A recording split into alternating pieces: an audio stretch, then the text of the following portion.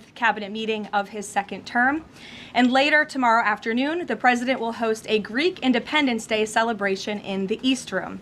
On Friday, the president will celebrate National Agriculture Day alongside nearly 1,000 farmers who are coming in from across the country for the first event of the season on the South Lawn, so pray for good weather, to highlight the president's successful policies in support of America's farmers, including efforts to lower input costs, open new trade markets, bolster the farm safety net, double the death tax exemption, end taxes on rural property loan interest, and create rural opportunity zones. Also, I'm pleased to announce that President Trump's meeting and long-awaited meeting with President Xi in China will now take place in Beijing on May 14th and 15th. First Lady Melania and President Trump will also host President Xi and Madam Peng for a reciprocal visit in Washington, D.C. at a later date to be announced this year. Turning to the ongoing military operations in Iran, the United States military continues to decimate the terrorist Iranian regime's offensive and defensive capabilities. Just over 3 weeks in, it's abundantly clear that Operation Epic Fury has been a resounding military triumph. More than 9,000 enemy targets have been struck to date. Compared to the start of the operation, Iran's ballistic missile attacks and drone attacks are down by roughly 90%. The United States is also annihilating the Iranian regime's navy. We have destroyed more than 140 of their naval vessels, including almost 50 mine layers.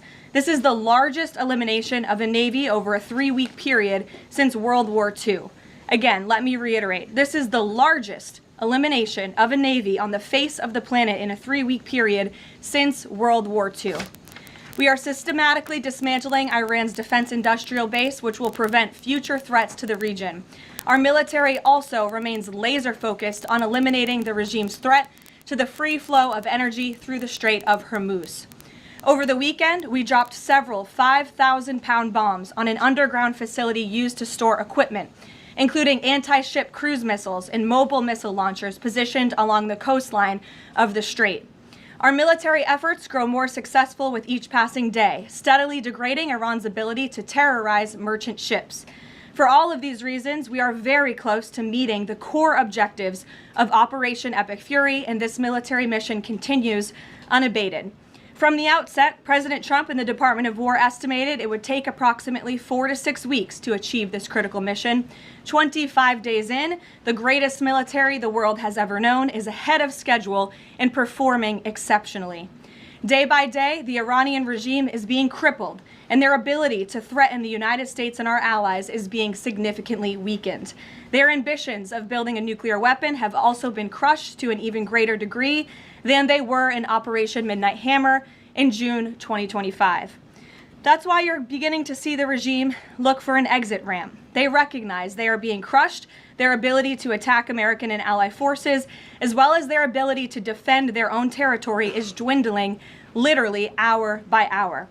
Following President Trump's powerful threat on Saturday evening, it was made clear to the United States that Iran wanted to talk. President Trump is willing to listen. As President Trump announced on Monday, the United States has been engaged over the last 3 days in productive conversations, which led the president to temporarily instruct the Department of War to postpone planned strikes against Iranian power plants and energy infrastructure only.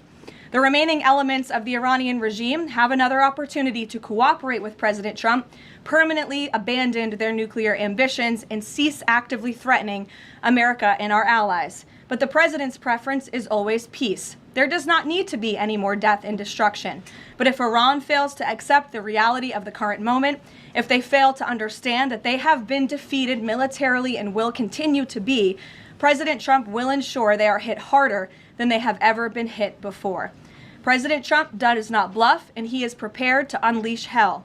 Iran should not miscalculate again. Their last miscalculation cost them their senior leadership, their Navy, their Air Force, and their air defense system. Any violence beyond this point will be because the Iranian regime refused to understand they have already been defeated and refused to come to a deal. Here at home, we are now on day 40 of the Democrats' shutdown of the Department of Homeland Security. Democrats in Congress are forcing American travelers to wait in hours-long lines at airports across the country, robbing TSA officers and other federal workers of their hard-earned paychecks that they use to feed their families and causing billions of dollars in damage to our economy. A father of 3 recently told CBS News that he felt he had no other choice but to quit his job as a TSA officer and find other work as the Democrats' shutdown of DHS continues. This is the quote from the father, and I encourage everyone to listen. "I think the hardest thing is seeing the struggle that my wife was going through and not trying to bring more stress to her," the father of 3 said, "but seeing her cry every night, how am I going to feed my family? How am I going to survive?" For the Democrats in Congress, the cruelty of this shutdown is the point. Nearly 500 TSA officers have quit since the Democrat shutdown began. President Trump, to alleviate this pressure, made the decision to send some of our amazing ICE agents to help alleviate that stress and address the long wait times. And for all of the critics of this solution a few days ago when it was proposed by the president, it is yielding results. Wait times have improved since ICE arrived, and they are doing everything in their power to help their fellow federal service members. But it's important to take a step back and remember, why is this even happening in the first place? For nearly 6 weeks, Democrats in Congress have kept DHS shut down because they care more about illegal aliens than American citizens. You have Democrat elected representatives in states across the country who are willing to inflict massive pain on their own constituents to fight for illegal aliens who broke our nation's laws to come here. In recent days, we saw the deadly consequence of this deranged policy of Democrat open borders and an illegal alien-first agenda. A beautiful 18-year-old girl, Sheridan Gorman, she was shot and killed in Chicago last Thursday morning while walking in a park with friends. The suspect in custody for murdering her is a Venezuelan illegal alien who was caught and released at the border by the Biden administration in May of 2023. Why would the Biden administration catch and release a Venezuelan illegal alien? That is not happening anymore under this president. But there are still tens of thousands, if not millions, of these illegal aliens in our country who seek to do harm to innocent Americans, like this beautiful young woman whose family will now never be the same because of her death. To make matters even worse, this monster was also released from local custody again after a shoplifting arrest, where? In the sanctuary city of Chicago in June of 2023. Again, another innocent American citizen had her life stolen from her because Democrats embrace reckless open border policies and reckless sanctuary city policies, which put criminals back into American communities. How many more Americans have to die before the Democrats end this madness? President Trump's position is very clear. He wants the federal government opened, he wants the Department of Homeland Security funded, and he wants the Democrat shutdown to end immediately. The president will also continue to call on Democrat leaders in sanctuary cities and states like J.B. Pritzker, where this young, beautiful girl was murdered, to cooperate with ICE and stop releasing illegal alien criminals into American neighborhoods. It is for the safety of every American citizen, including all of the people in this room. With that, I will take your questions, and here in our new media seat today, we have Gabe Fleischer. Thanks, Karoline. Thanks, Gabe, for being here. Thank you. I have 2 questions for you.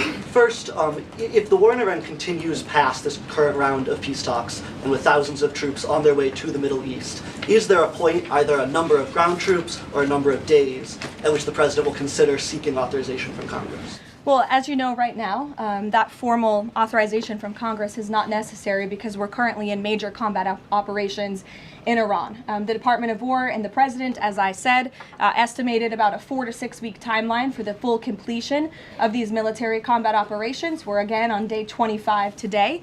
And as a courtesy, nevertheless, the administration did notify Congress, the Gang of 8, ahead of the launch of the operation 25 days ago. And we've also had our top national security officials go to Capitol Hill to brief lawmakers, again, out of courtesy and out of respect for them. So at this moment, it's unnecessary, but of course, the President and this administration will always abide by the law. Gabe, or do you have a follow-up? Yes, sure, go ahead. Second question. In my reporting, I speak a lot to young voters, many of whom voted for President Trump for the first time in 2024, hoping to have no more wars and to have lower prices. Now, with the war taking place and with gas prices going up, curious what President Trump's message would be to those voters who kind of swung into his coalition in 2024, but maybe don't feel the administration's going as they had expected. President Trump is doing this for you. He's doing this for young people so that we are no longer threatened by a rogue terrorist regime in the Middle East that seeks to kill the brave men and women who serve in our country in the Middle East, many of them young people themselves, young men and women who serve this country honorably in uniform and have been threatened, killed, and maimed by the rogue Iranian terrorist regime for 47 years. President Trump finally had the courage to step up and do what's right by our national security, our homeland security. As for the temporary short-term fluctuation in gas prices, the president has said once these combat operations are over, this administration is going to continue to unleash American energy dominance. We're continuing to do that every day, and we're going to see prices at the pump go back down, just as we have over the past year because of this president. And don't think for 1 second if the Democrats had their way, gas prices would be as they were under the previous administration, the Biden administration, record highs. This president is keeping them as low as he can during this short-term combat operation, and they're going to go right back down when this is over. Thank you. Gabe. Thank you, Karoline. Just within the past few hours, Iranian state TV has said that Iran has rejected the U.S.'s 15-point plan to end the war. What's the White House's response to that, and have these talks hit a dead end? They have not. Talks continue. They are productive, as the president said on Monday, and they continue to be. However, I saw a 15-point plan that was floated in the media.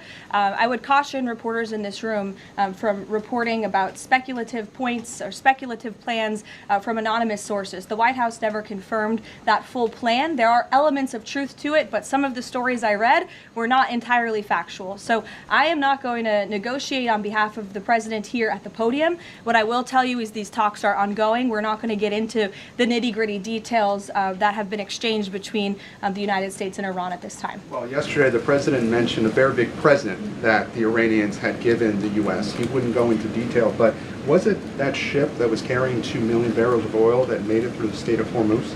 I'll let the president speak on that at the appropriate time. And then finally, Karoline, today Iraq's government reportedly is planning to lodge a protest with the U.S. According to the Wall Street Journal. There was an attack in Iraq that hit a military clinic, killing 7 soldiers reportedly. What's the U.S.'s response to that? Was the U.S. responsible for that attack? I'll have to check in with the Pentagon on that, and we'll get you an answer. Brian. Thank you, Karoline. Too, if I may. Speaker Johnson today described the conflict as wrapping up, but the 82nd Airborne Division, they're typically deployed at the beginning of conflicts. So does the White House consider this conflict as wrapping up, or is it changing shape? As I said at the beginning of my remarks, we are meeting our goals of Operation Epic Fury expeditiously. The president likes to maintain options at his disposal. It's the Pentagon's job to provide those options to the commander-in-chief. For any specifics on troop deployments, though, I would point you to the Pentagon. And today, Philadelphia District Attorney Larry Krasner reiterated threats to potentially arrest ICE agents that were sent in to assist with these historically long TSA lines. He said, quote, "The president cannot pardon you." Has the president seen Krasner's comments? Does he have any response? The president cannot pardon you for what? He's talking to the ICE agents who are handing out water bottles and are helping people move through lines at airports. It's a disgraceful comment. The men and women of ICE are great people. I would encourage this lawmaker, whose name I don't know and don't care to know, to actually sit down and speak with the ICE agents who are on the ground doing this important work, not just in our nation's airports, but again, to remove violent, dangerous, illegal alien criminals from our country, to protect this individual and all of us in this room and Americans across the country from murderers, pedophiles, and rapists who have been allowed into our country by Democrat politicians. Mario, good to see you. Thank you, Caroline. Good to see you as well. Just given that the president postponed his original trip to China because of the war, should we infer that the war will be wound down and concluded by the time of that May 15th, 14th visit? Again, as I've said, we've always estimated approximately 4 to 6 weeks, so you could do the math on that, Mario, but we do look forward, I know the president looks forward to going to China on May 14th and 15th, and of course, as always, we'll provide additional logistical details to all of you in the media for that trip, who I know look forward to coming with us as well. One follow-up. Was that a precondition? Did the two leaders speak about the conclusion of the war? Was that a precondition for them to have this rescheduled meeting?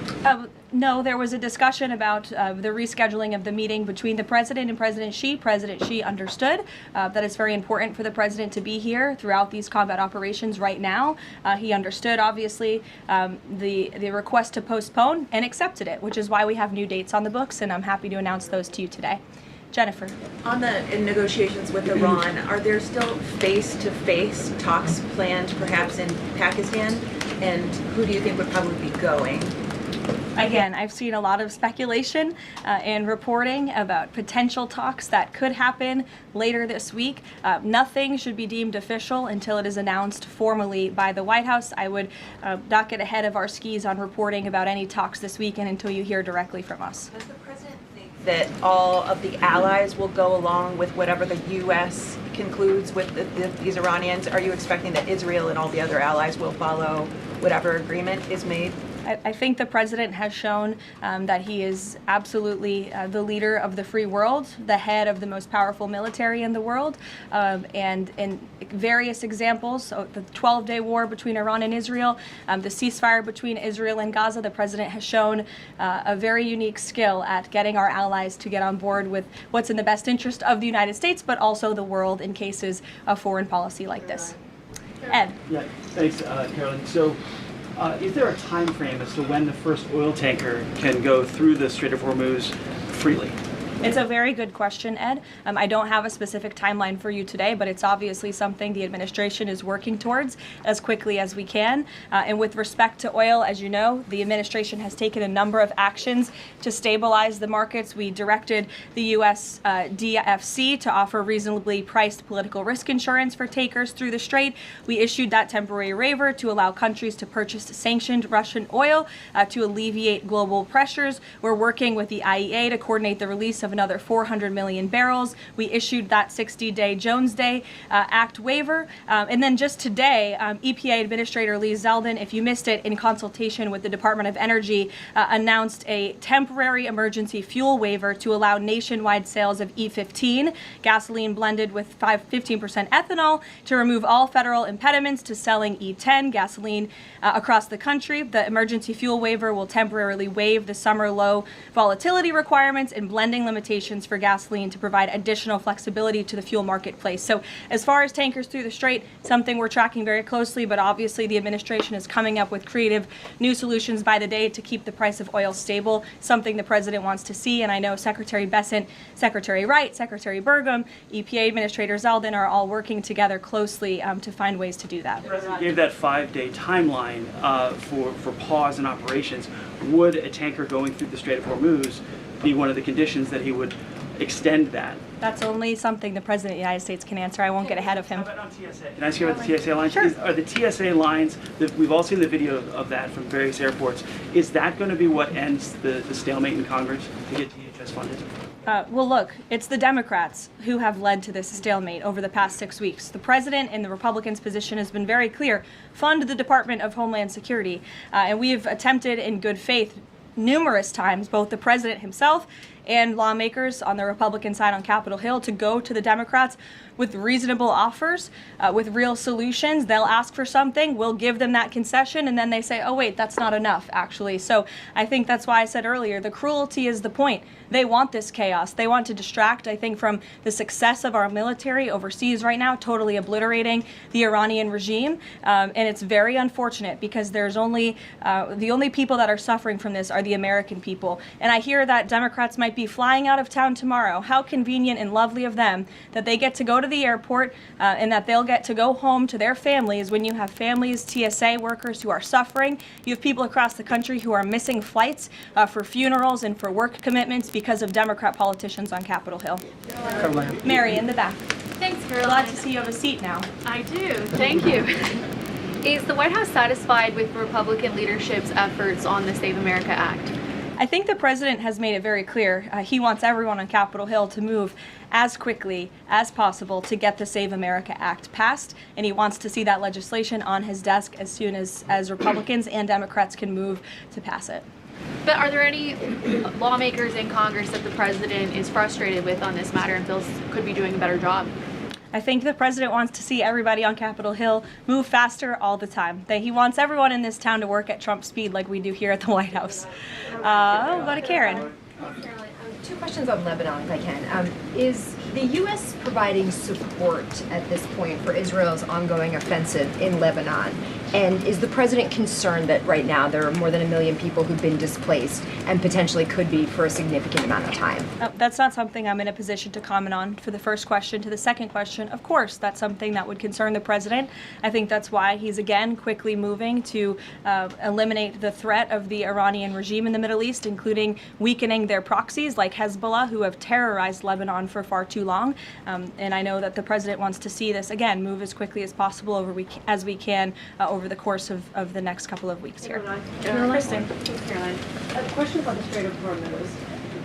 If these negotiations are not successful, is the only option to reopen the strait in boots on the ground, given that all of our allies have essentially said that they are unable or unwilling to help?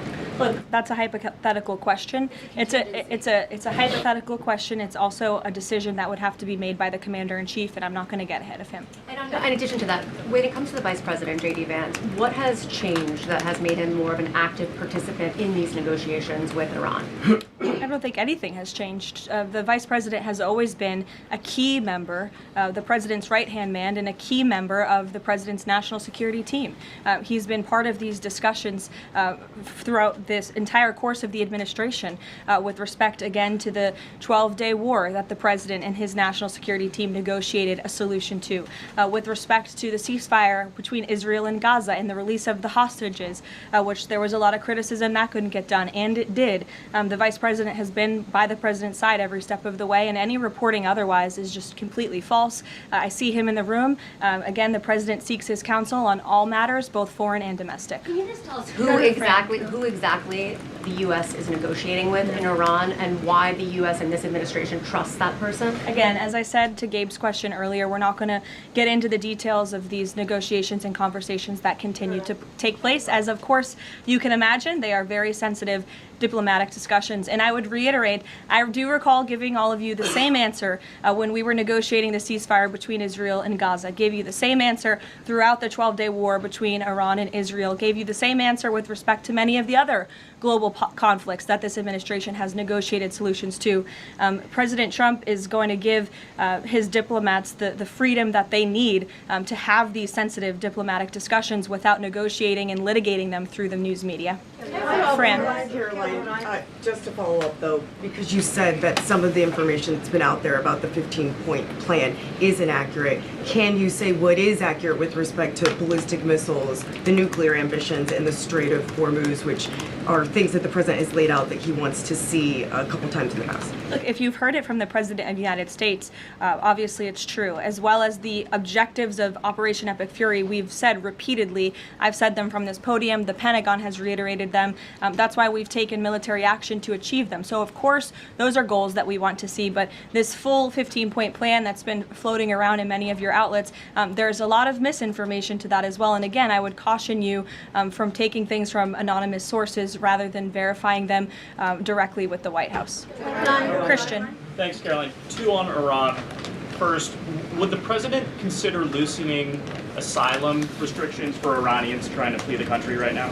Again, that's a question for the president. I won't get ahead of him on that. I haven't talked to him about that. Okay. And then secondly, you mentioned at the top that Iran would be hit harder than they have been to this point if they don't recognize the fact that they're losing this war. Could those strikes happen before this 5-day negotiating window closes if the president doesn't think they're negotiating in good faith? You're asking me to tell you if the commander-in-chief would authorize very strong strikes against the Iranian regime. That's not something I would ever reveal from this podium, true or not. Phil. Here, in the back. Thank you, Caroline. I was wondering if you would respond to some of this criticism of the administration from past allies like Joe Kent, who have said that the president's red line shifted from Iran cannot obtain a nuclear weapon to Iran cannot pursue nuclear enrichment. What is the administration's response to that criticism? I think the president and I have both strongly responded to the criticism by Mr. Kent, who unfortunately resigned in disgrace and accused the president of basically being controlled by foreign countries and foreign manipulation, which is a ridiculous and laughable assertion. So his accusations have zero credibility as far as this White House is concerned. The question of the red line shifting from no nuclear weapon to no nuclear enrichment, does is there any substance to that argument? I think the president has been quite clear in what he wants to see from the Iranian regime, which is why he chose to launch Operation Epic Fury in the first place. Reagan. Thank you, Caroline. I have a question for you on the SAVE Act, and I'd like to follow up on the DHS shutdown. Sure. First, Senator The Mike Save Lee. America Act. Save America Act. The president corrected me yesterday. That was my fault. Senator Mike Lee said it's essentially impossible to pass the Save America Act through reconciliation. What's your reaction to that? Is the president worried that that strategy might fail? I think he's willing to try all strategies. I spoke with him about this yesterday, and he said if we can make it work through reconciliation, let's absolutely do that. These, again, are common sense policies that are backed by the vast majority of voters across this country. The only people in this country who don't support them are politicians on Capitol Hill, and you all should ask them why they don't want voter ID, why they don't want proof of citizenship to vote in our nation's elections. Again, these are common sense proposals that are wildly popular, and the president is willing to use any means necessary to get this legislation passed and onto his desk. And then on the DHS shutdown, do you expect deportations to decrease while ICE is in the airports? And what are the trade-offs of having ICE in the airports right now? Well, to address this obviously short-term problem and the chaos that has been sowed by these Democrats on Capitol Hill, to address the lines and to get Americans traveling and get them to where they need to be. So the president, I think this was a creative solution, again, that was criticized, but we have seen wait times decrease, not as much as we'd like. Hopefully they will continue to, but at major airports over the course of the last few days as ICE has been facilitating with travelers in these airports. Sure, Caroline. Thank you, Caroline. On March 6th, the president said in an interview with Reuters that the U.S. should have a role in choosing Iran's next leadership. Now that we're almost 4 weeks into the operation, is that still the president's assessment of where things should go? As I've said repeatedly, I think the president obviously believes the United States wants to have someone in leadership position in the Iranian regime that will be much more favorable, that will be willing to work with the United States, that will no longer chant death to America. These would obviously be good common sense things for the United States and for our allies. I think that's what the president meant when he spoke with Reuters that day. Go ahead. The president yesterday said that he had achieved regime change in Iran because the regime has changed. In terms of... I mean, has it not? Well, the leadership... Their entire leadership has been killed, and nobody has really seen or legitimately heard from this alleged new leader. So wouldn't you say there's been a change in the regime? There's been a change in leadership. I mean, do you feel as though... There's been a change in the regime leadership, which is what the president said. So thank you for confirming he was right. I mean, do you feel as though you've achieved leadership level, or the personnel in place right now in Iran that you're satisfied with? I mean, have you... I think it's too soon to say. In terms of highly enriched uranium in Iran right now, is your expectation, I mean, the stated desire of the president has been to prevent nuclear weapons. Is your expectation that the end game here is that eventually Americans will be in possession of that uranium, or you'll somehow have some direct control over the highly enriched uranium that could be used to develop it? Again, this is a point of conversation that continues. I think you know the means in which the United States would have to take in order to achieve that goal, and that's a decision for the president to make. Brian, good to see you, Brian Glenn. Good to see you as well. Does the White House have a comment on a letter that was sent from Congressman Raskin to the DOJ alleging that the DOJ recklessly released damning information in regards to President Trump's documents? Yes, I saw that letter from Congressman Raskin this morning, who I would add has zero credibility, and this letter was clearly a cheap political stunt. What the congressman did here, Brian, and for everyone in the room who's hopefully not reporting on this as fact, is that he took untrue and salacious claims in a memo that was produced by Jack Smith, who has been completely discredited for his lawfare and his witch hunts against this president, and that information was unverified. It never even made it into the indictment because it was so unverified. And what happened to that indictment anyway? It was thrown out. And Jack Smith has been proven, again, to be a prosecutor on a witch hunt against President Trump. He tried to throw him in jail ahead of the 2024 election. The Biden Department of Justice was fully on board with this lawfare campaign. And in fact, this story that was concocted by Congressman Raskin was so ridiculous, I understand his communications team reached out to some outlets in this room who responsibly said, we're not going to write this because this is just too much. However, of course, MS Now did write that story this morning because they continue to be left-wing propaganda for the Democrat Party. But I think Jack Smith has been proven to be a liar and a fraud, and this is, again, a cheap political stunt from a Democrat on Capitol Hill who I think wants to get himself on cable television. Thank you all very much. Thank you.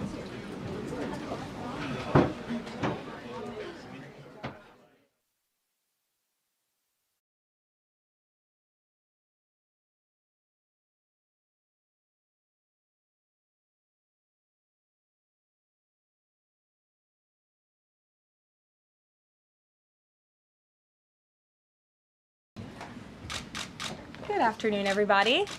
Did everyone have a good weekend? Yes. Good. It's good to see you back here. We have another busy week. On a scheduling note, tomorrow, President Trump will travel to the great state of Florida to attend the opening of a new illegal alien detention center located at Dade Collier Training and Transition Airport alongside Secretary Kristi Noem, Governor Ron DeSantis, Congressman Byron Donalds, and other state and local leaders. We hope to see many of you there. The facility is in the heart of the Everglades and will be informally known as Alligator Alcatraz. There is only one road leading in, and the only way out is a one-way flight. It is isolated and surrounded by dangerous wildlife and unforgiving terrain. The facility will have up to 5,000 beds to house, process, and deport criminal illegal aliens. This is an efficient and low-cost way to help carry out the largest mass deportation campaign in American history. We are truly coming off a historic week of President Trump racking up win after win on behalf of the American people. President Trump restored peace through strength and acted decisively as commander-in-chief to obliterate the immediate threat of the Iranian regime's nuclear capabilities and then brokered a ceasefire between Israel and Iran, which continues to hold. Then, the president traveled to the Netherlands and achieved a monumental win for the United States and the NATO alliance by getting our allies to dedicate 5% of their GDPs to military spending. As a result of President Trump unleashing American energy dominance, summer gas prices are at the lowest they have been in 4 years, heading into the July 4th week. And with the incoming Trump economic boom, the stock market continues to roar back with the S&P 500 and the NASDAQ both hitting record highs. And on this point of an economic boom, I bring to you original correspondence from the President of the United States to our Fed Chair, Jerome Powell. As the President has consistently stated, the American economy is booming. And there were so many economic analysts who said that this president's policies would drive our economy down, when in fact we have seen the opposite. We've seen a massive deregulation campaign take place. We've seen inflation completely diminished from where it was under the reckless spending and the bad policies of the previous incompetent administration. I would remind the Fed chair, and I would remind the entire world, that this is a president who was a businessman first, and he knows what he is doing. He has a proven economic formula that worked in his first term as president, and it is working again. The one problem that remains is high interest rates for the American people. The American people want to borrow money cheaply, and they should be able to do that. But unfortunately, we have interest rates that are still too high. So the president sent this note to the Fed chair today. And if you look at this chart, this is a chart of all of the interest rates of many countries throughout the world. At the top is Switzerland. They're only paying a quarter for interest rates. Cambodia, Japan, Denmark, Thailand, Botswana, Barbados, Taiwan, Bulgaria, Cuba, Sweden, Morocco, Cabo Verde, South Korea, Algeria, Canada, Albania, Libya, Malaysia, China, New Zealand, Trinidad and Tobago, Czechia, Bolivia, Australia, Costa Rica, the Bahamas, Kuwait, Papua New Guinea, Bosnia, United Kingdom, and the UAE are all paying lower interest rates than the United States of America, which has one of the hottest and strongest economies in the world. The president sent this note to the Fed chair. It says, Jerome, you are as usual too late. You have cost the USA a fortune and continue to do so. You should lower the rate by a lot. Hundreds of billions of dollars are being lost, and there is no inflation. And the president is right. There is historically low inflation thanks to his policies. And we will continue to drive down the cost of living in this country for Americans. We will continue to deregulate. And it's also incredibly important that we pass this one big beautiful bill, which is the largest tax cuts in American history. And that's why the White House and the president himself have been in touch with lawmakers all weekend long to get this bill passed. And they are working very hard to do so. It remains a top priority for the president. And this bill has exposed the clear differences between Republicans and Democrats in 2025. The Democrats are doubling down on craziness and radical policies that are undermining the very fabric of our country. Just look at the Democrat nominee for New York City Mayor, Zohran Mamdani. He's a Democrat socialist, really a communist, who proudly calls to defund the police, peddles anti-Semitism, praises pro-Hamas groups, wants Israel abolished, and believes wealthy Americans should not exist. Those are his words, just as recent as this weekend. Meanwhile, under President Trump's leadership, Republicans are fighting tirelessly for everyday middle-class working Americans who re-elected this president, and we're carrying out a revolution of common sense, and all of that is packed into this one big, beautiful bill. It delivers the largest middle and working class tax cuts in U.S. history. It keeps America safe by funding the largest ever one-time investment in border security. It's enough to reverse the Biden border invasion. And every single Democrat is against that, against securing our border and deporting millions of criminal illegal aliens. The One Big Beautiful Bill also strengthens and protects Medicaid benefits, despite what Democrats are saying, for eligible American citizens who rely on it, like pregnant women, children, seniors, and people with disabilities, by eliminating waste, fraud, and abuse that threaten to destroy this program that was intended for the most vulnerable in our society. And every single Democrat in Congress is against rooting out that waste, fraud, and abuse in blocking the 1.4 million illegal aliens who are currently improperly receiving these benefits that should be going to American tax-paying citizens. The Democrats in Congress are more concerned with defending illegal aliens than they are hardworking Americans. And the Big Beautiful Bill also revitalizes our military and enhances our defense capabilities, protects our country from emerging new threats by funding a cutting-edge missile defense system called the Golden Dome. And as we all know, the One Big Beautiful Bill makes the Trump tax cuts permanent. The White House and the president are adamant that this bill is passed and that this bill makes its way to his desk. Republicans need to stay tough and unified during the home stretch, and we are counting on them to get the job done. So with that, we will take up questions. John Fredericks is in our new media seat today. John, thanks for being here. We'll kick it to you. Thank you, Caroline. Let's get to the One Big Beautiful Bill first. It appears now you're going to get at least 50 votes in the Senate. There'll be some amendments. What is the president's confidence level in getting 218 votes in the House by the end of this week in order for him to sign it on Friday? Well, look, we are very well aware, the president is very well aware, that this bill needs to not only pass out of the Senate, but it needs to go back to the House, and we need the full weight of the Republican conference to get behind this bill, and we expect them to, and we are confident that they will. The president has been working hand in hand with Senate Majority Leader Thune and also our House Republican leader, or the Speaker of the House, Mike Johnson, both of whom will be at the White House today to meet with the president yet again. I believe they were here this morning, actually. I have one follow-up. Sure. You outlined Jerome Powell and the note that the president just sent to him. There are many who believe that Powell has been politicized in a lot of different ways. The president has not been shy about acting on things that he believes in. Why not just fire Jerome Powell and put in somebody that is going to lower rates? Why wait? Well, it's a good question, and one you can ask the president, because that's a decision for him to make. But you're right to point out the politicization of the Fed, and it's very unfortunate for our country. But Jerome Powell cut rates numerous times ahead of the election when Joe Biden was in this Oval Office, but now he refuses to, and the economy is in a much better place. So there really isn't a good explanation for that, and the president is rightfully calling attention to it. Thank you. Kelly. Good afternoon. On Iran, the president posted on his social that he is not even talking to them anymore. When we were at NATO, he said he expected the U.S. and Iran to have talks as early as this week, and that he might even want to see a written agreement. What is the update now if he's saying he's not even talking? So as I told you from the podium last week, I said the administration, and namely our special envoy Steve Witkoff, has been in communication both directly and indirectly with the Iranians. That communication continues. The president himself has not talked to Iran, which he pointed out in his truth statement. Peter. Thank you, Caroline. Does President Trump want Zohran Mamdani deported? I haven't heard him say that. I haven't heard him call for that. But certainly he does not want this individual to be elected. I was just speaking to him about it and his radical policies that will completely crush New York City, which is obviously a city that the president holds near and dear to his heart. There's this Congressman Andy Ogles. He wants the Attorney General Bondi to explore denaturalization proceedings because he thinks Mamdani could have misrepresented or concealed material support for terrorism based on rap lyrics he wrote in 2017. Does President Trump think this is a worthwhile use of the Attorney General's time?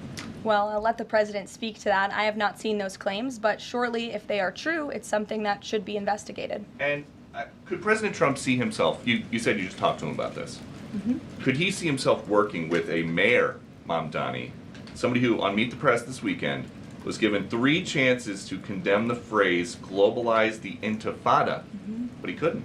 Yeah, look, the president is always willing to work with everyone. He's working with Democrats across the country, Democrat governors, and he said he'll work with people on the far left. He works with Republicans. He works with people in the middle. He wants to do what's right for America, but surely someone who holds these values and is quite literally a communist and condemns every value that makes this country great. Common sense, law and order, low taxes, working hard, and earning your keep in this country.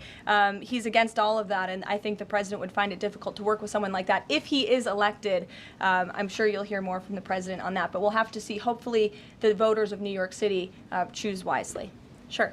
Thanks, Caroline. The president on Friday said that he was hopeful of a Gaza deal within the next week.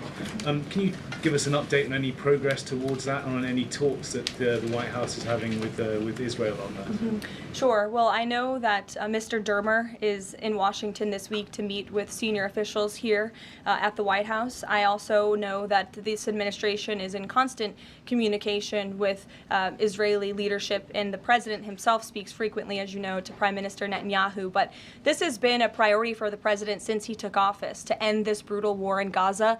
It is because of this president that humanitarian aid is being brought into the region. It's heartbreaking to see the images that have come out from both Israel and Gaza throughout this war, and the president wants to see it end. He wants to save lives. And however, the main priority for the president also remains to bring all of the hostages home out of Gaza. As you know, his tireless effort has brought home many of the hostages, including all of the American hostages who were held there. So he wants to see both things happen, and we're continuing to work very hard to do those things. Sure. Yeah, thanks, Caroline. What is the White House's response to Senator Tillis's criticism articulated from the Senate floor yesterday, in which he said passing the big, beautiful bill would betray President Trump's promise to protect Medicaid?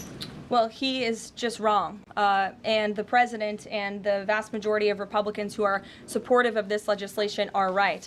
This bill protects Medicaid, as I laid out for you, for those who truly deserve this program, the needy, pregnant women, children, sick Americans who physically cannot work. And what it does is it ensures that able-bodied Americans who can work 20 hours a week are actually doing so, and that will therefore strengthen and protect those benefits for Americans who need it, as well as cutting out the waste, fraud, and abuse, as well as getting 1.4 million illegal aliens off of the program. So all of those measures are actually going to protect it for those who need it.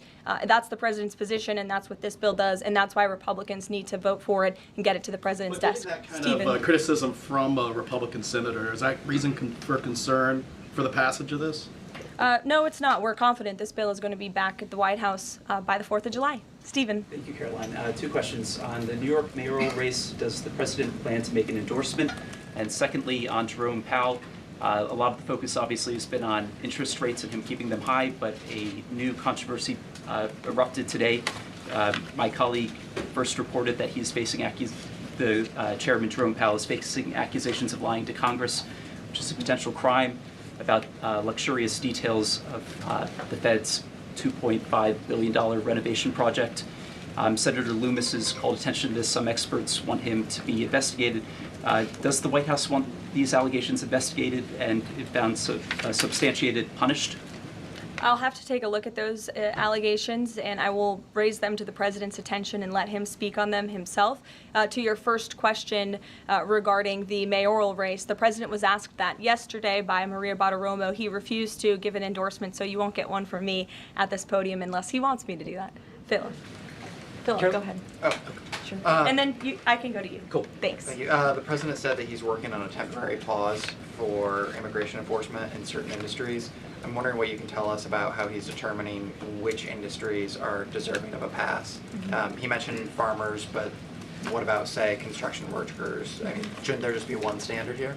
I don't have any more details to read out for you, but what I can tell you is that the White House is working closely every day with the Department of Agriculture as well as the Department of Homeland Security when it comes to workforce enforcement, worksite enforcement, and the president's focus and the focus of this administration is, of course, to remove public safety threats from the streets and to deport as many of the illegal criminals, especially the violent criminals that we know are still here because of the previous administration. So that's the main priority and the goal. And then the president has already made cuts to the office of the Director of National Intelligence, but now Senator Tom Cotton has put forward a bill that would cut the office by another 60%. What's the president's reaction to that legislation, and is this something that he would support, those additional cuts? I don't know if the president's even aware of that legislation, but I will get you a response if he is aware and if he wants to respond to it. Go ahead. Thanks, Caroline. You mentioned the dangerous wildlife at the alligator Alcatraz. Is that a design feature? Why is the president going with this mega bill in such a precarious position in the Senate? And then also, can you talk about the CBO estimate that it would add about 11 million uninsured? Well, look, when you have illegal murderers and rapists and heinous criminals in a detention facility surrounded by alligators, yes, I do think that's a deterrent for them to try to escape. We do know that some of these illegal criminals have escaped from other detention facilities, like one in New Jersey, which I know was recently reported on. So, of course, we want to keep the American people safe, and we want to remove these public safety threats from our streets, and we want to effectively detain them as best as we can. As for why the president is going, I think his trip to this detention facility actually underscores the need to pass the One Big Beautiful Bill, because we need more detention facilities across the country. The last administration let in nearly 20 million illegal people from all over the world, and this administration is focused on arresting and detaining them.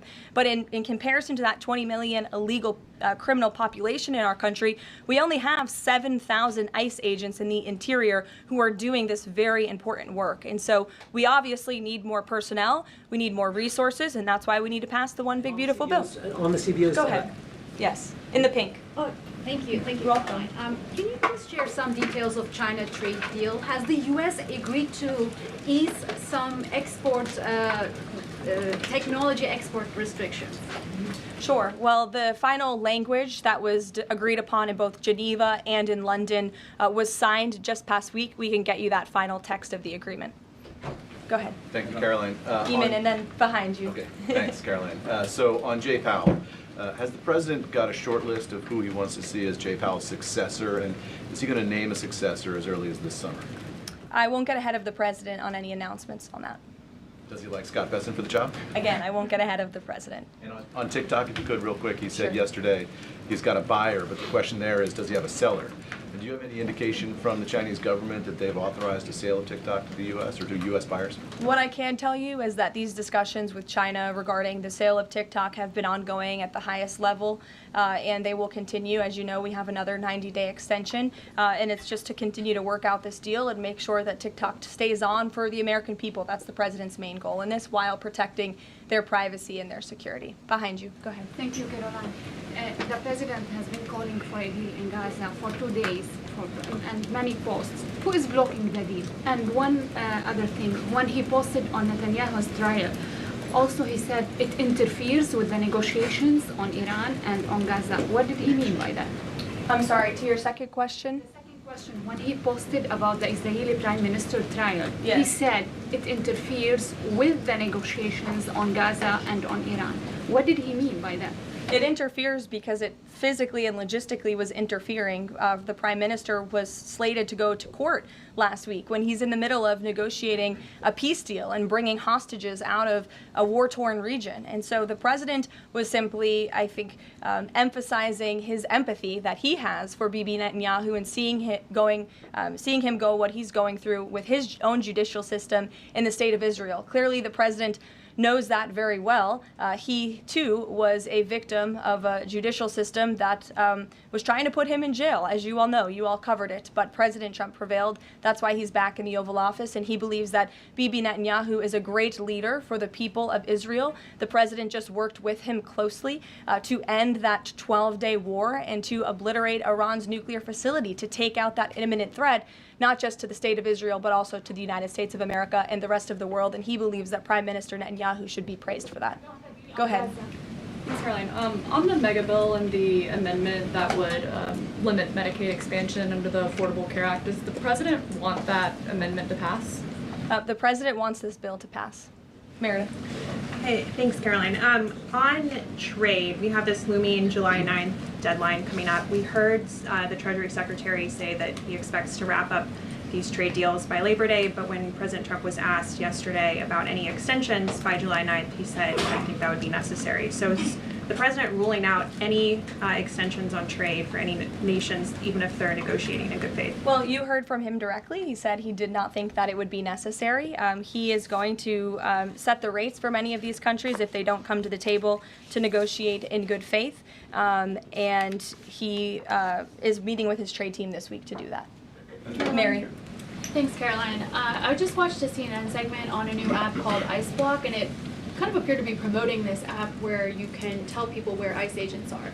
Given the recent rise... An app that tells people where ICE agents are? Yes.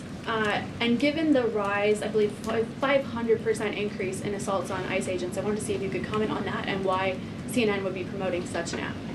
Well, it's a very good question. I'll have to go back and watch the clip myself, but surely it sounds like this would be an incitement of further violence against our ICE officers. As you know, as you stated, there's been a 500% increase in violence against ICE agents, law enforcement officers across the country who are just simply trying to do their jobs and remove public safety threats from our communities. And that's something we as Americans, including journalists at CNN who live in many of these cities where illegal aliens are hiding and were let in from the previous administration, should be very grateful for. So we haven't seen the clip. We'll take a look at it, but certainly it's unacceptable that a major network would promote such an app that is encouraging violence against law enforcement officers who are trying to keep our country safe. Caroline, Shelby. I just wanted to get a clarification on the Senator Rick Scott's amendment. It sounds like the president is agnostic about whether it's attached. Is that accurate? Look, I'm not going to get into the details of the discussions that are ongoing right now, but the president wants these senators to come to a conclusion, to get this bill back to the White House as soon as possible and make sure that it's a piece of legislation that can make its way back through the House as well. So obviously there's some ping-ponging between both sides of Capitol Hill right now, but that's why Senator Thune and Speaker Johnson are working with the president in lockstep every step of the way. In the back, News Nation, go ahead. Thanks, Caroline. The president did and then announce... in front of you, yes. In front of... Sure, I'll take both of you. The president did announce last week that the trade deal with India is closed and this could happen anytime soon. Are there any roadblocks as of now? Are there any updates on that? And how does the president see this about China's role or its influence in the Indo-Pacific region? Sure, yes. The president said that last week, and it remains true. I actually just spoke to our Secretary of Commerce about it. He was in the Oval Office with the president. They are finalizing these agreements, and you'll hear from the president and his team, his trade team, very soon when it comes to India. And on China? How do we counter China on that front? Yes, I mean, look, India remains a very strategic ally in the Asia Pacific, and the president has a very good relationship with Prime Minister Modi, as you know, and he will continue to have that. Go ahead. Thank you, Caroline. On the reconciliation bill, Senator Tillis from the floor yesterday seemed to suggest President Trump was getting bad counsel on the effects of the bill. Is President Trump aware of the analyses, and there are several of these, that suggest if rural hospitals potentially close, if there are Medicaid patients in the millions that become ineligible for that. Yes, and that claim is just simply untrue. Rural hospitals comprise 7% of all hospital spending on Medicaid, and that illustrates that they have not benefited from the massive increase of waste, fraud, and abuse under the Biden administration. So this bill strengthens Medicaid. It will protect those benefits that hardworking Americans need, and that's why the president wants this bill to pass. The senator was wrong. The president put out a Truth Social post addressing it, and then the senator announced he's no longer running for office anymore. So I think that case has been closed, and the White House is continuing to focus on getting this legislation to the president's desk for his signature. Go ahead. Yes, you. Yeah, thank you so much. Well, you and then you. There's confusion here. A question on Syria. Go ahead. Has the Syrian government get back to you that they are ready to join the Abraham Accord? Is there any discussion with the Syrian and Israeli government for having a security agreement? Is the first question. And the second question, what's the end goal for talking with the Iranian? Is that only focused on the nuclear program, or are you willing to speak about other issues like the proxy groups and ballistic missiles, or even trade with Iran? So as for discussions between Syria and Israel, you'll have to reach out to those respective governments. I can't comment on that. But what I can tell you is that this afternoon, the president will be signing an executive order to terminate the United States sanctions program on Syria. And this is in an effort to promote and support the country's path to stability and peace.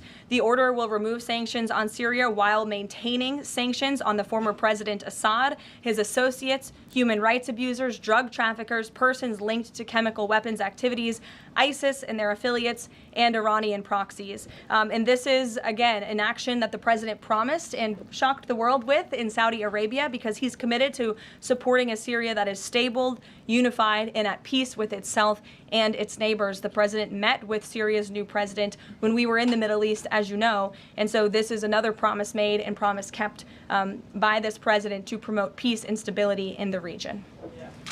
Go ahead, Alice. Questions on two topics, if you don't mind. Sure. Alice with NTD here. First, on Canada. Canada says it's now dropping its digital services tax on American tech companies days after President Trump says he's halting all trade talks with Canada. First, what's the president's reaction to this? Can you tell us more about his call with Prime Minister Carney over the weekend? How did he get Carney to drop it? And also, what's the impact on American tech companies given this latest progress, as the president says he has been fighting for American tech companies? It's very simple.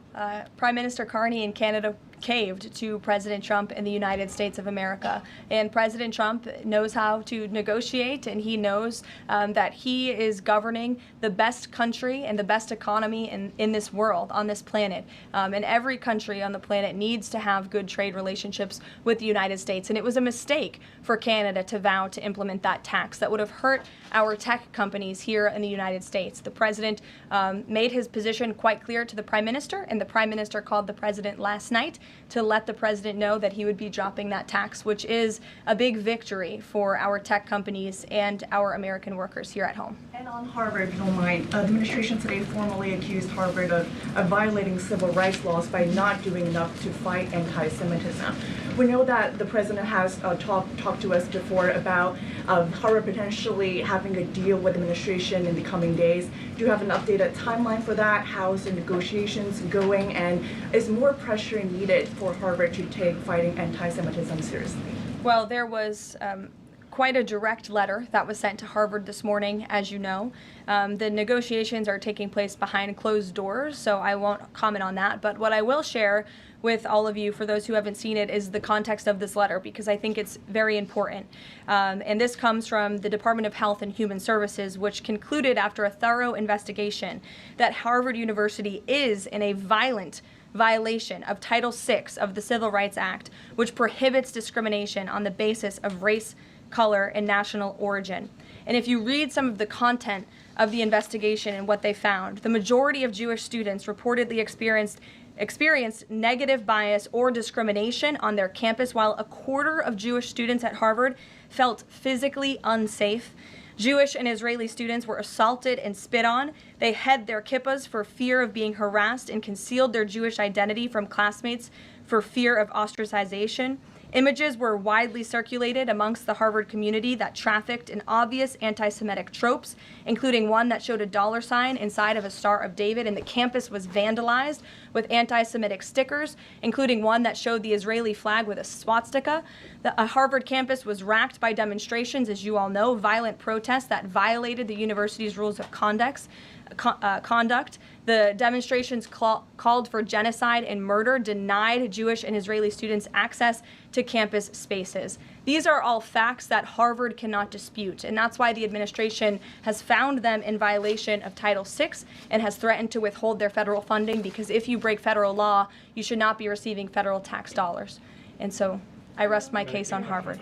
Andrea. Yeah, so President Macron of France earlier today said that tariffs levied by powerful countries are often a form of blackmail, and criticized the sort of process that's underway. He didn't mention the United States specifically, but said that these tariffs are really hurting developing countries. So there's this big UN conference going on. What do you say to that? What is the president, was he aware of that comment, and did he have any response? I think the president and the White House would certainly reject that characterization by Prime Minister Macron. Tariffs are an effective use of presidential power to bring back the middle class, to bring back our manufacturing industry, which was the backbone of our American economy and has been hollowed out by globalist politicians who have caved to foreign countries instead of doing what's right for American workers. That's why the president is effectively utilizing his authority to wage tariffs and to utilize tariffs, and continues to be in discussions and negotiations on trade to do what's right for America. And Europe and the rest of the world might not be used to that, but President Trump is back in town, and he's going to do what's right for our people and our country. Can I just follow up on Netanyahu? So there's a report in Israeli media that the Prime Minister will actually be here, that Netanyahu will be here today meeting with the President. Can you confirm that? I don't believe Prime Minister Netanyahu is here today. I think you guys would know about that by now. Unless there's something going on I don't know about, but I don't believe he is. I do know he has expressed interest in coming to Washington and meeting with the President, and we are working on a date for that. I do not believe it is today, but that would be fun. You never know in this White House, let's be honest. Go ahead. Thanks, Caroline. Does the president support this new measure in the big, beautiful bill that would impose steep new taxes on new wind and solar projects? I believe you're referring to the credits for wind and solar projects. No, and what I'm talking about the new tax. There's a new tax that it's estimated would add 10 to 20% to the cost of any new wind and solar projects that start after this year.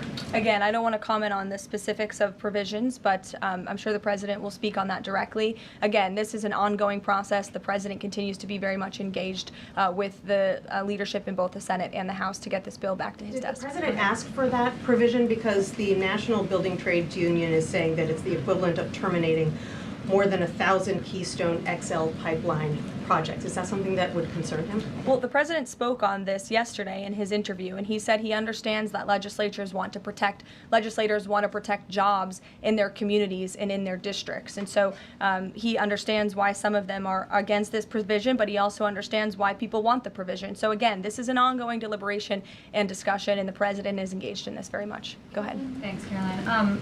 We've been hearing from White House officials for weeks that you're close on trade deals with a number of countries. Can we get any update on which countries will have deals by the 9th and when there may be any announcements? I'll let the president and the trade team speak on it. Can you respond to the CBO estimate that the Senate bill would increase the deficit by nearly $3.3 trillion?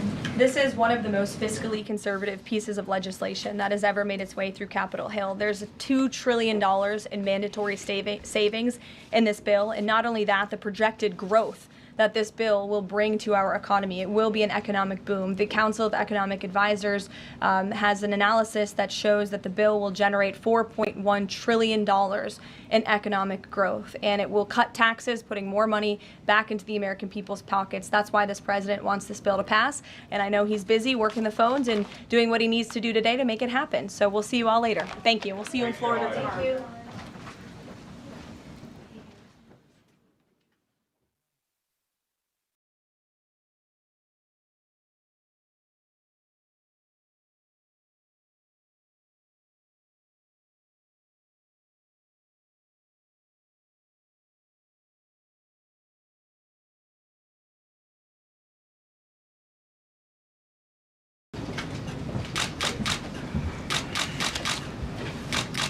Good afternoon, everyone. Hope you all had a great weekend. I want to start by addressing the devastation from the tragic flash floods in Texas. Moments ago, the Department of Homeland Security provided an update that 91 innocent souls have now perished. Everyone here at the White House, including the President of the United States, is praying for the victims' families and friends during this unimaginable time. President Trump swiftly signed a major disaster declaration for Kerr County, Texas, to ensure our heroic first responders have every resource they need in the relief and recovery efforts. Secretary of Homeland Security Kristi Noem traveled to Texas over the weekend, and the entire Trump administration is working hand in glove with state and local officials to provide every assistance available. The situation on the ground remains dangerous, and there could be additional public safety threats with potential incoming heavy rain. So we encourage everyone in the area to remain vigilant, listen to all warnings, and respond accordingly. Unfortunately, in the wake of this once-in-a-generation natural disaster, we have seen many falsehoods pushed by Democrats such as Senator Chuck Schumer and some members of the media. Blaming President Trump for these floods is a depraved lie, and it serves no purpose during this time of national mourning. Here are the facts. In the lead up to this tragic natural disaster, the National Weather Service did its job. Despite unprecedented rainfall, the National Weather Service executed timely and precise forecasts and warnings. On July 3rd, the National Weather Service office in Austin, San Antonio, Texas, conducted forecast briefings for emergency management in the morning and issued a flood watch in the early afternoon. Flash flood warnings were also issued on the night of July 3rd and in the early morning of July 4th, giving preliminary lead times of more than 3 hours before flash flooding conditions occurred. And the National Weather Service office in New Braunfels, which delivers forecasts for Austin, San Antonio, and the surrounding areas, had extra staff on duty during the storms, despite claims of the contrary. So to any person who has deliberately lied about these facts surrounding this catastrophic event, you should be deeply ashamed. At this time, the administration's focus will be giving the victims and their communities the support they deserve during these recovery efforts in this tragic time. May God bless the great people of Texas, especially the parents who have lost their children. President Trump loves you. We are praying for you, and he will be traveling to see you later this week. Moving along to some further scheduling announcements. Tonight, President Trump will host the Prime Minister of Israel, Benjamin Netanyahu, for dinner, where they will discuss the positive developments taking place in the Middle East region. Tomorrow, the president will host his 6th cabinet meeting of his second term. Many of you will be invited to cover that. And on Wednesday, the president will host leaders from 5 African nations for lunch in the state dining room. In other news, after the historic signing on the South Lawn of the White House on the 4th of July, President Trump's One Big Beautiful Bill is now the law of the land. Republicans in Congress met the once-in-a-generation moment and codified the Make America Great Again agenda into law. After this monumental achievement, no other president in modern history has worked harder and faster to fulfill their campaign promises than Donald Trump. The One Big Beautiful Bill will get the United States of America firing again on all cylinders. It's safe to say that over the past few weeks, the president has delivered on many, many wins. For the 4th month in a row, jobs numbers beat market expectations with nearly 150,000 good jobs created in the month of June. The American economy has now added nearly 700,000 jobs since January 2025, with American-born workers accounting for all job gains. President Trump drove illegal border crossings to another historic low in the month of June, and Border Patrol once again released 0 illegal aliens into our country. The Supreme Court stopped activist judges from imposing nationwide injunctions and cleared the way for President Trump to carry out his popular and common sense agenda. The University of Pennsylvania agreed to all of the Trump administration's demands and will now keep men out of women's sports. President Trump secured his trade deal with Vietnam, giving the United States total access to their markets. Because of President Trump's unleashing American energy dominance, gas prices are at 4-year lows. And when adjusted for inflation, gas prices are near the lowest levels we've seen in the last 20 years. NATO members agreed to raise defense spending to 5% of GDP, a foreign policy feat long thought impossible until President Trump made it happen. The Operation Midnight Hammer obliterated Iran's nuclear capabilities, taking out this imminent national security threat not just to the United States, but to the entire world. The president secured a ceasefire between Israel and Iran, ending the 12-day war. The president brokered a historic peace agreement between Rwanda and the Democratic Republic of Congo. Pakistan nominated President Trump for the Nobel Peace Prize in recognition of his decisive diplomatic intervention to prevent a nuclear war between India and Pakistan. Blue-collar wage growth has seen its largest increase in nearly 60 years, and President Trump has defeated Joe Biden's inflation crisis with core inflation at the lowest level since March of 2021. And just about all of that has happened in the last 3 weeks, and I know you all know it because you've been very busy here covering it along with us. So with that, I will take your questions today as we kick off another very busy week here at the White House. We'll lead with our new media seat, Brian Glenn, who is, of course, very present in this briefing room. He's put in a lot of hours covering this president, so we're glad you finally have a seat today. Brian, go ahead. It feels great to sit down. Thank you very much. You're welcome. I want to go back to the hurricane. You said that President Trump is scheduled to go to Texas later this week. Can you speculate on what day and what he has plans? Sure. The White House is currently arranging those travel plans. We hope that it will be later this week, likely on Friday, but of course we want to do it at the most appropriate time on the ground for state and local officials. We don't want to interrupt the recovery efforts, but we're planning tentatively for a Friday trip, and when that becomes final, we'll let all of you know, as we always do. And you gave a little bit of reaction earlier, but the National Weather Service, the union, actually publicly stated they had an adequate staff on hand to forecast and predict the storm. You shared your thoughts earlier on how the way the left has really weaponized this to blame the deaths in Texas on Trump. Want to comment on that again? Yeah, I just do think those comments are depraved and despicable, especially when so many Americans are mourning the loss of their children. The National Weather Service, as I said, did its job. Many experts, many meteorologists have said that. Many of you in the media, in all fairness, have said that as well. Unfortunately, not all. And many Democrat elected officials are trying to turn this into a political game, and it is not. This is a national tragedy, and the administration is treating it as such. We know the National Weather Service provided early and consistent warnings. They gave out timely flash flood alerts. There were record-breaking lead times in the lead up to this